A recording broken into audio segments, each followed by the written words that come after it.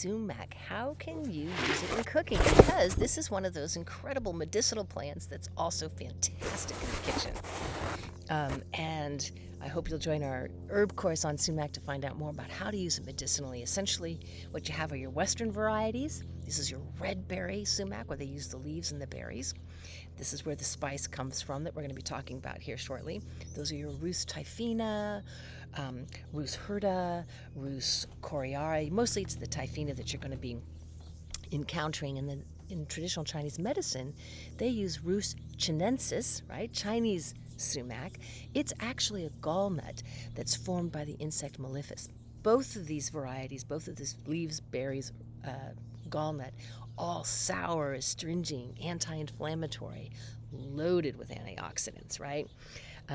So really, really good for you as a medicine and as a food. It's the white sumac you don't want to go near. That's your poison ivy, toxic every part of it. Can't miss it. White berries versus the red berries. All right, so how can you use this wonderful red berried spice that's made? Well, it's going to be wonderful to use in marinades, sprinkle on your salads, soups and stews, right? It's used in dry rubs. It's really popular in a lot of Arabic and Turkish dishes. They prefer the sumac, the red powder sumac, to lemons because of that very particular zesty kind of sour lemony taste that it has. Mix it in yogurt. Often it's served with shish kebabs, a popular Middle Eastern food, and topping potatoes, popcorn. Might not have thought of that.